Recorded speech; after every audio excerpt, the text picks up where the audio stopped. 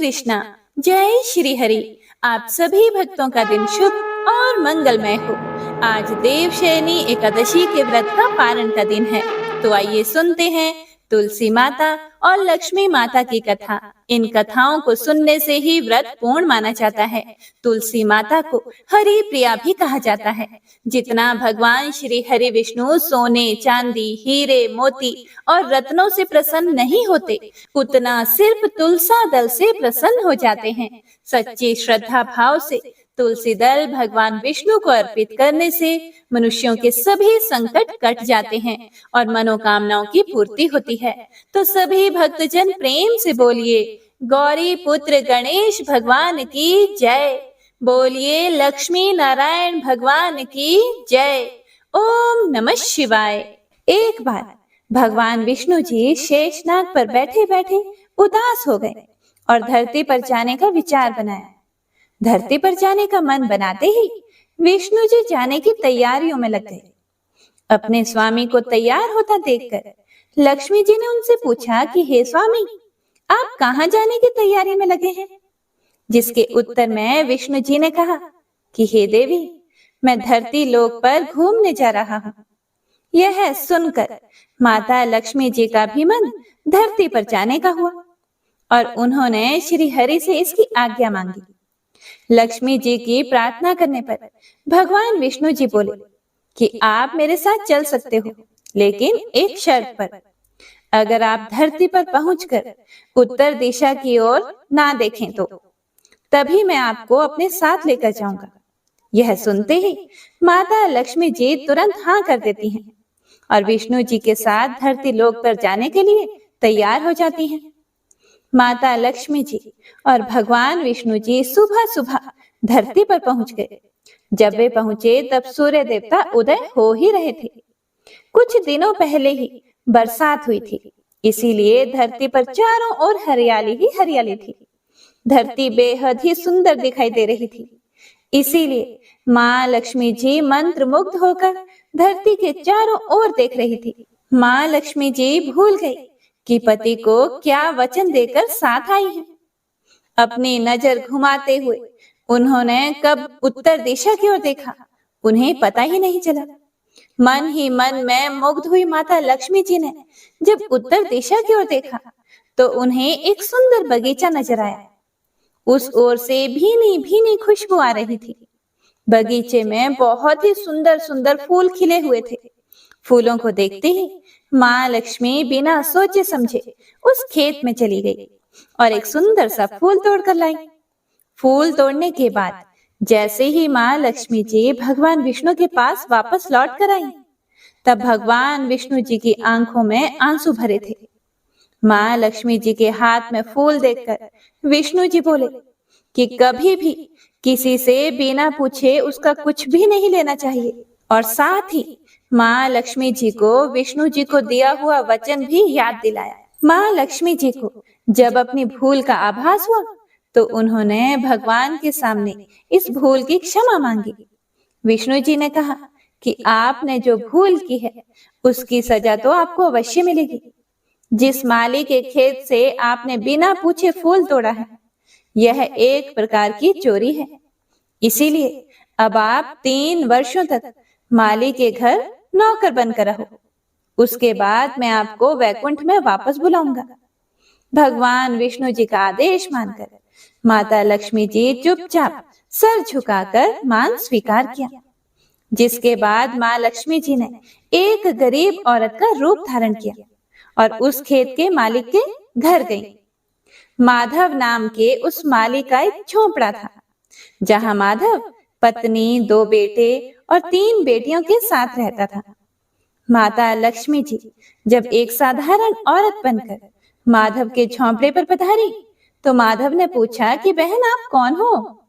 तब माँ लक्ष्मी ने कहा कि मैं एक गरीब औरत हूँ, मेरी देखभाल करने वाला कोई नहीं। मैंने कई दिनों से खाना भी नहीं खाया।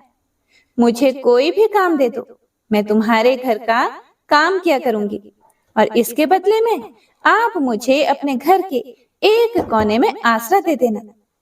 माधव बहुत ही अच्छे दिल का मालिक था। उसे उन पर दया आ गई, लेकिन उसने कहा बहन, मैं तो बहुत ही गरीब हूँ। मेरी कमाई से मेरे घर का खर्च काफी कठिनाई से चलता है। लेकिन अगर मेरी 3 बेटियां हैं, उसकी जगह अगर 4 बेटियां होती तो भी मुझे गुजारा करना था। अगर आप मेरी बेटी बनकर और जैसा रूखा सूखा हम खाते हैं उसमें खुश रह सकती हो तो बेटी अंदर आ जाओ। माधव ने माँ लक्ष्मी जी को अपने झोंपड़े में शरण दे दी और माँ लक्ष्मी जी 3 साल तक उस माधव के घर पर नौकरानी बनकर रही। कथा के अनुसार कहा जाता है कि जिस दिन माँ लक्ष्मी जी माधव के घर आई थी, उसके दूसरे दिन ही माधव को फूलों से इतनी आमदनी हुई कि शाम को उसने एक गाय खरीद ली। फिर धीरे धीरे माधव ने जमीन खरीद ली और सब ने अच्छे अच्छे कपड़े भी बनवा लिए। कुछ समय बाद माधव ने एक बड़ा पक्का घर भी बनवा लिया। माधव हमेशा सोचता था कि मुझे यह सब इस महिला के आने के बाद ही मिला है। इस बेटी के रूप में मेरी किस्मत आ गई है। एक दिन माधव जब अपने खेतों से काम खत्म करके घर आया तो उसने अपने घर के द्वार पर गहनों से लदी एक देवी स्वरूप औरत को देखा। जब वह पास गया तो उसे आभास हुआ कि यह तो मेरी मुंह बोली चौथी बेटी यानी वही औरत है। कुछ समय के बाद वह समझ गया कि यह देवी कोई और नहीं बल्कि स्वयं माँ लक्ष्मी जी है।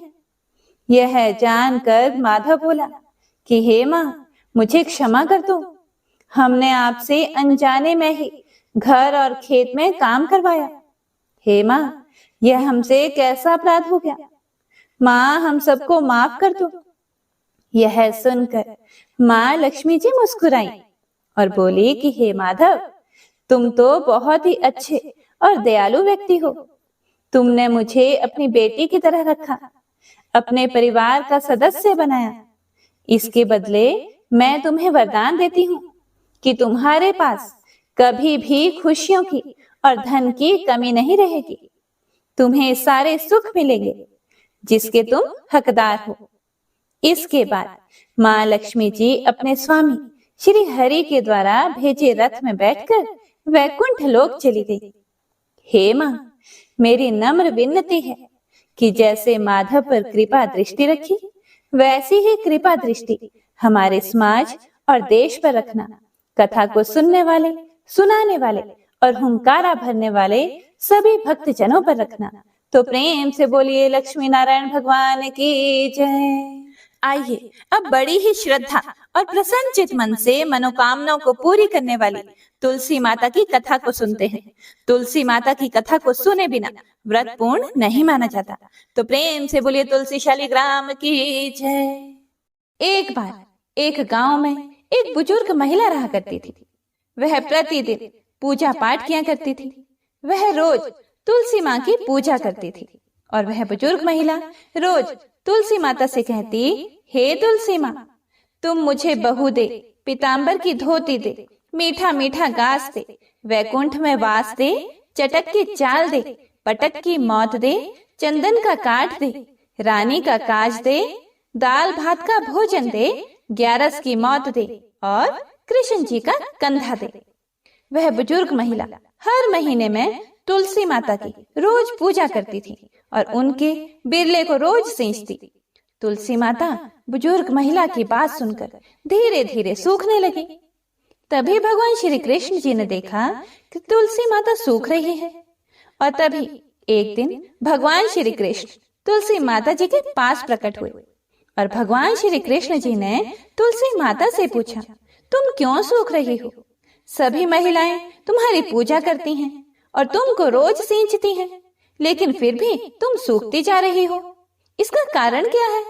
जिसके बाद तुलसी माता ने भगवान श्री कृष्ण जी से कहा कि हे प्रभु, एक बुजुर्ग महिला मेरे पास रोज आती है और रोज एक ही बात बोलती है कि हे तुलसी माता, सबकी दाता, मैं तेरा बिरला सींचती हूँ, तुम मुझे बहू दे, पीताम्बर की धोती दे, मीठा मीठा घास दे, वैकुंठ में वास दे, चटक की चाल दे, पटक की मौत दे, चंदन का काट दे, रानी सा राज दे, दाल भात का भोजन दे, ग्यारस की मौत दे और कृष्ण जी का कांधा दे। मैं उस बुजुर्ग महिला की सारी मनोकामनाएं पूरी कर सकती हूँ, लेकिन उसकी एक मनोकामना पूरी नहीं कर सकती। मैं कृष्ण जी का कंधा कहाँ से दूंगी? भगवान श्री कृष्ण जी तुलसी माता की यह बात सुनकर जोर जोर से हंसने लगे और फिर भगवान श्री कृष्ण जी ने तुलसी माता जी से कहा कि तुम चिंता मत करो। जब वह बुजुर्ग महिला की मृत्यु होगी तब मौके पर मैं और आप ही कंधा दे देंगे। आप सुबह जब वह पूजा करने आए तब कह देना कि सब कुछ तुम्हें मिल जाएगा। कुछ दिनों बाद वह वृद्ध महिला ठोकर खाकर रास्ते में गिरकर मर गई। पूरे गांव के सभी लोग आए और उस महिला को सभी लोग धर्मात्मा मानते थे। उसको तुलसा जी की डोकरी कहते थे। उसके परिवार में कोई भी नहीं था, इसीलिए गांव वालों ने ही उसके अंतिम संस्कार करने की योजना बनाई और उसे नहलाकर जब वैकुंठी पर बैठाने के लिए उसे उठाने लगे तो उसका मृत शरीर इतना भारी हो गया था कि उसे कोई उठा नहीं पाया।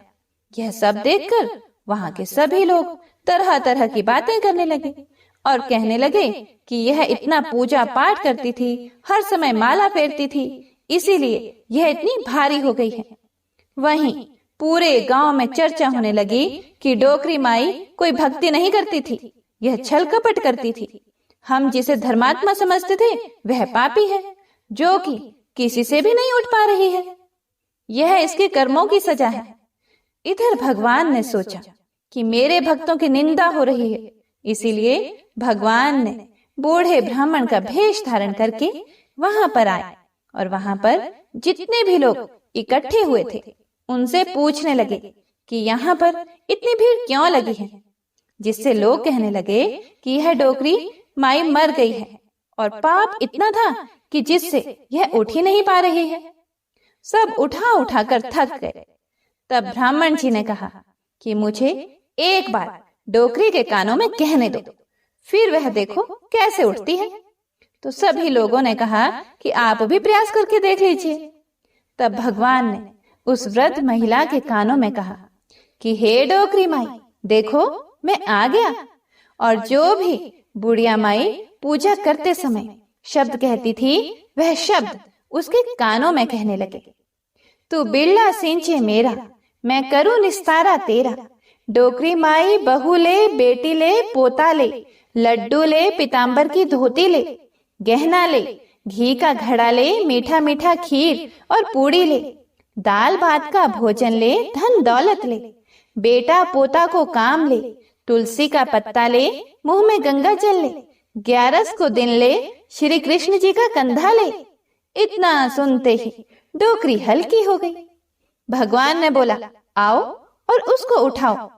भगवान ने हाथ लगाया और डोकरी उठ गई। सबको बड़ा ही आश्चर्य हुआ। उसे खूब धूमधाम से ले जाया गया।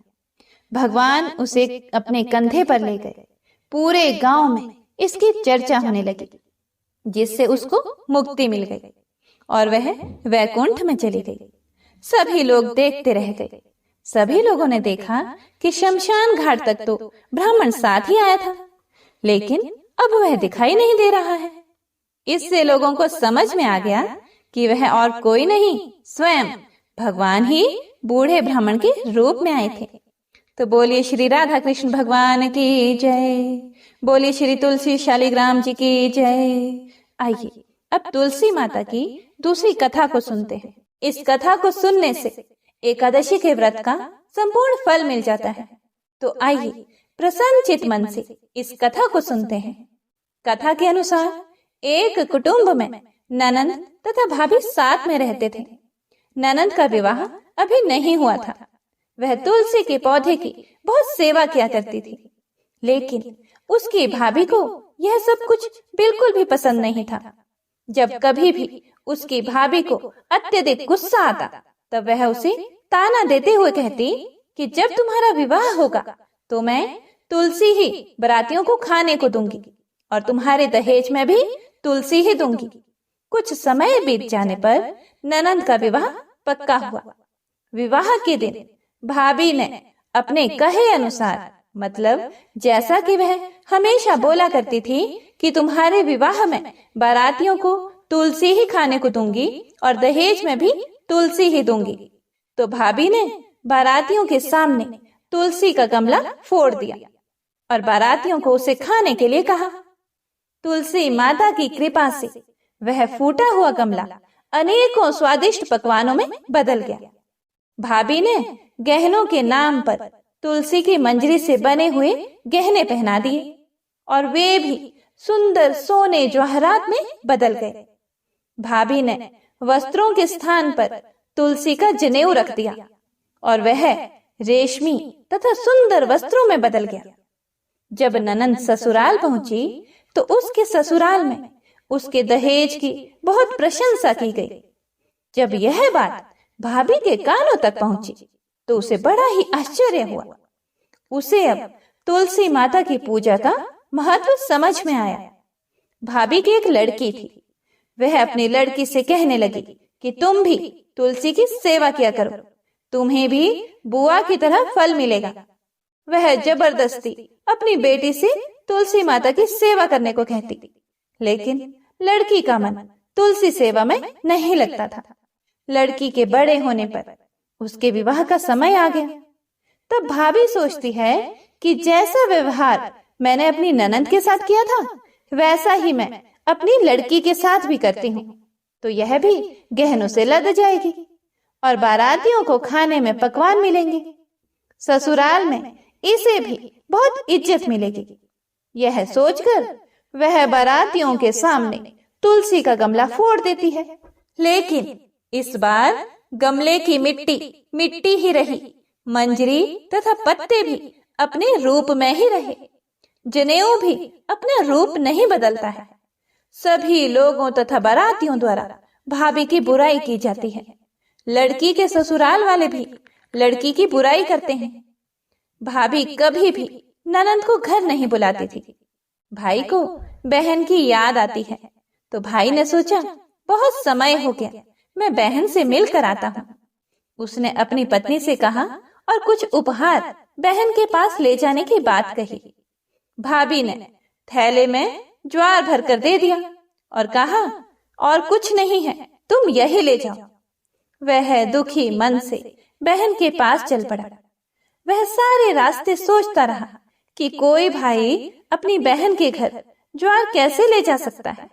यह सोचकर वह एक गौशाला के पास रुका और ज्वार का थैला गाय के सामने पलट दिया। तभी गाय पालने वाले ने कहा कि आप गाय के सामने हीरे मोती तथा सोना क्यों डाल रहे हो? यह देखकर भाई को बड़ा ही आश्चर्य हुआ और उसने सभी हीरे मोती तथा सोना वापस अपने थैले में रख लिया। भाई ने सारी बात अपनी बहन को बताई और बड़ी खुशी खुशी उसने सारे हीरे मोती और जेवर अपनी बहन को दिए। दोनों भाई बहन एक दूसरे को देखकर अत्यंत प्रसन्न हुए। जैसी कृपा माता तुलसी ने ननंद पर की, ऐसी ही कृपा सभी पर करना। बोलिए श्री तुलसी माता शालिग्राम भगवान की जय। बोलिए श्री लक्ष्मी नारायण भगवान की जय। आइए अब तुलसी जी की तीसरी कथा को सुनते हैं। इस कथा को पूरा सुनने से सभी मनोकामनाएं पूर्ण हो जाती हैं।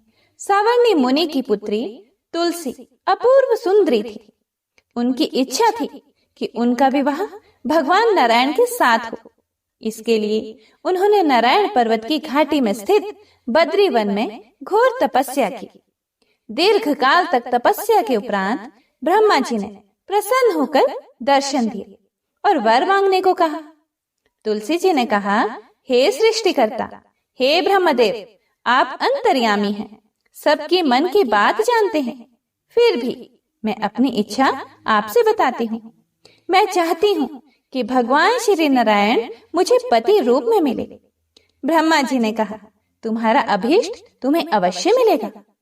अपने पूर्व जन्म में किसी अपराध के कारण तुम्हें श्राप मिला है। इसी प्रकार भगवान श्री नारायण के एक पार्षद को भी दानव कुल में जन्म लेने का श्राप मिला है। दानव कुल में जन्म लेने के बाद भी उसमें नारायण का अंश विद्यमान रहेगा। इसीलिए इस जन्म में पूर्व जन्म के पाप के शमन के लिए संपूर्ण नारायण तो नहीं मिलेंगे, लेकिन नारायण के अंश से युक्त दानव कुल में जन्मे उस शापग्रस्त पार्षद से तुम्हारा विवाह होगा।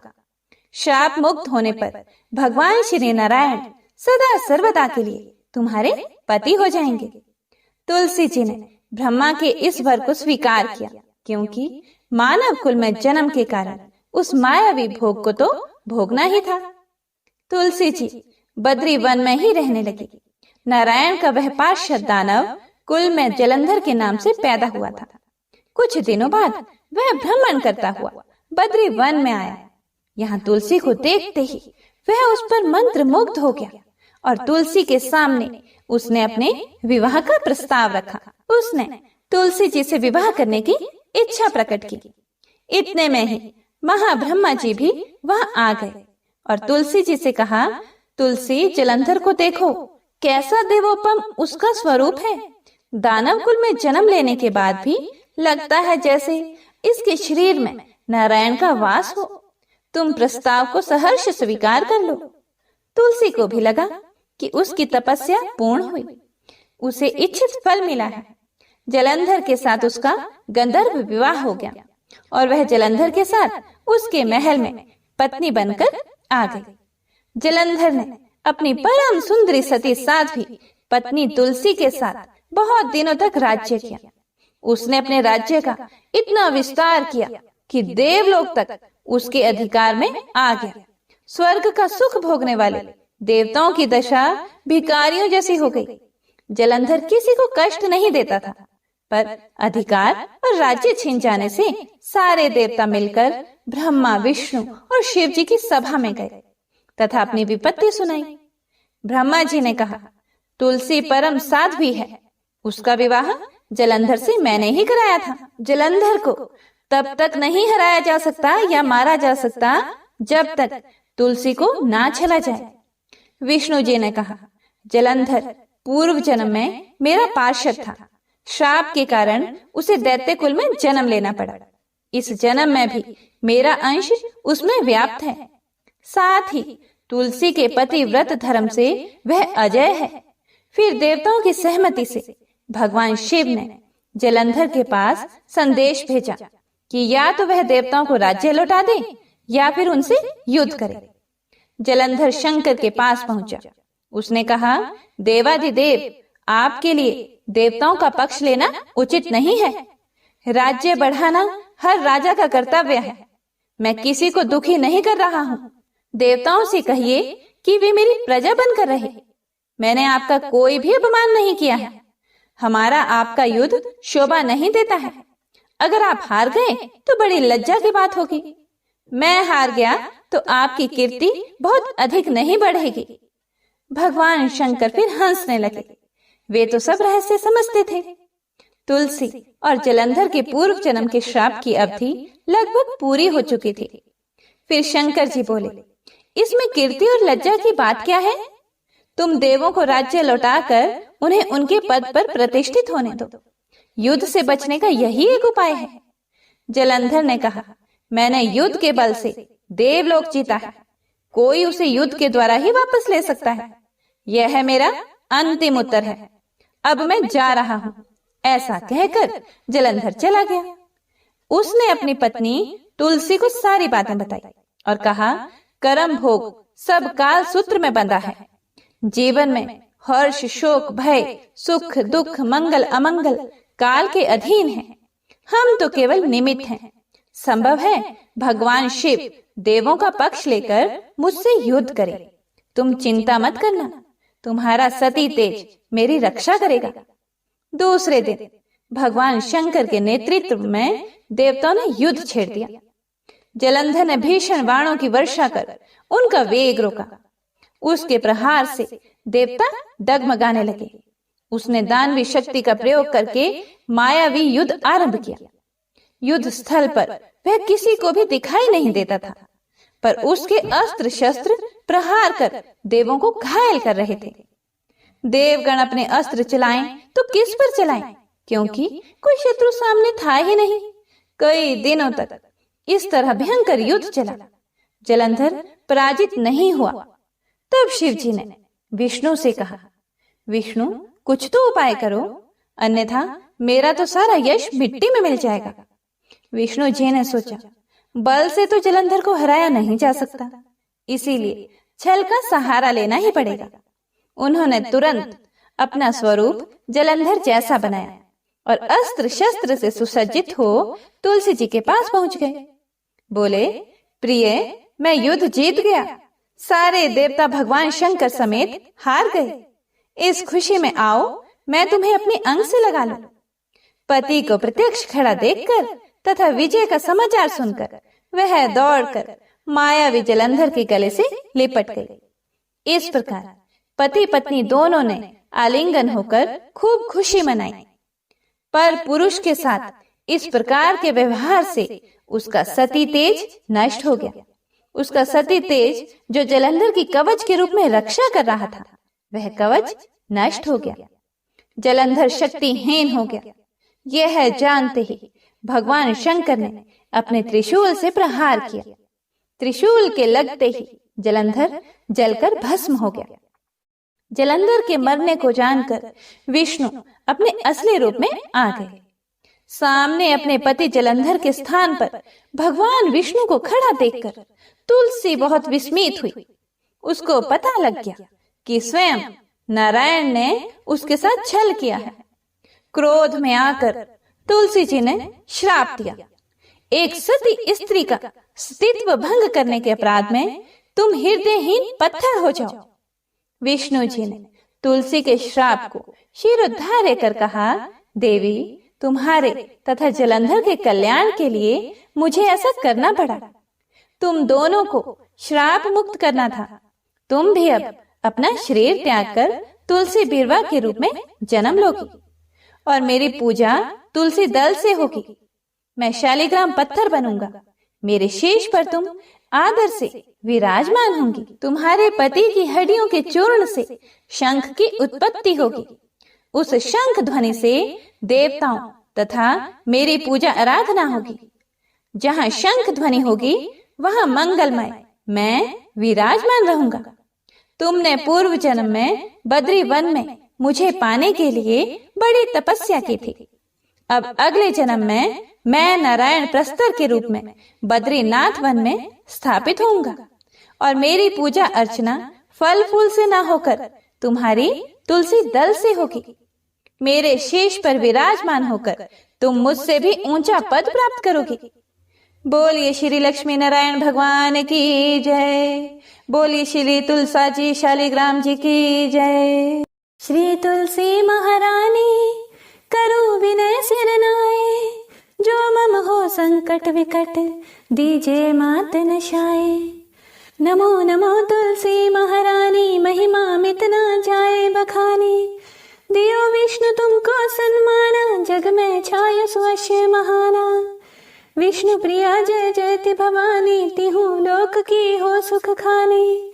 भगवत पूजा कर जो कोई, बिना तुम्हारे सफल न होई। जिन घर तव नहीं होए निवासा, उस पर करी विष्णु नहीं बासा। करे सदा जो तव नित सुमिरन, ते ही के काज होए सब पूरन। कार्तिक मास महात्म तुम्हारा, ताको जानत सब संसारा। तब पूजन जो करे कुंवारी, पावे सुंदर वर सुकुमारी। करे जो पूजन नित्य प्रति नारी, सुख संपत्ति से होए सुखारी। वृद्धा नारी करे जो पूजन, मिले भक्ति होवे पुलकित मन। श्रद्धा से पूजे जो कोई, भवनिधि से तर जावे सोए। कथा भागवत यज्ञ करावे, तुम बिन नहीं सफलता पावे। छायो तब प्रताप जग भारी, ध्यावत तुम ही सकल चित धारे। तुम ही मात यंत्रन तंत्रन में, सकल काज सिद्धि होवे क्षण में। औषधि रूप आप हो माता, सब जग में तव यश विख्याता। देव ऋषि मुनियो तपधारी, करत सदा तव जय जयकारे। वेद पुरातन तव यश गाया, महिमा अगम पार नहीं पाया। नमो नमो जय जय सुख करनी, नमो नमो जय दुख निवारनी। नमो नमो सुख संपत्ति देनी, नमो नमो अघ काटन छेनी। नमो नमो भक्तन दुखहरणी, नमो नमो दुष्टन मदछैनी, नमो नमो भव पार उतारनी, नमो नमो परलोक सुधारनी, नमो नमो निज भक्त उबारनी, नमो नमो जन काज संवारनी, नमो नमो जय कुमति निशावनी, नमो नमो सब सुख उपजावनी। जयति जयति जय तुलसी माई, ध्याऊं तुमको शीश नवाई, निज जन जानी मोहि अपनाओ, बिगड़े कारज आप बनाओ। करूं विनय में मात तुम्हारी, पूर्ण आशा कर हूँ हमारी, शरण चरण कर जोर मनाऊं, निश दिन तेरे ही गुण गाऊं। करहु माता बमो पर दाया, निर्मल होए सकल मम काया, मांगु मात ये बर दीजे, सकल मनोरथ पूर्ण कीजे। जानू नहीं कुछ नेम आचारा, क्षमहु मात अपराध हमारा, 12 मास करे जो पूजा, ता सम जग में और न दूजा। प्रथम ही गंगा जल मंगवावे, फिर सुंदर स्नान करावे, चंदन अक्षत पुष्प चढ़ावे, धूप दीप नैवेद्य लगावे। करे आचमन गंगा जल से, ध्यान करे हृदय निर्मल से, पाठ करे फिर चालीसा की, स्तुति करे मात तुलसा की। यह विधि पूजा करे हमेशा, ताके तन नहीं रहे कलेशा। करे मास कार्तिक का साधन, सोवे नित्य पवित्र हुए जाहि।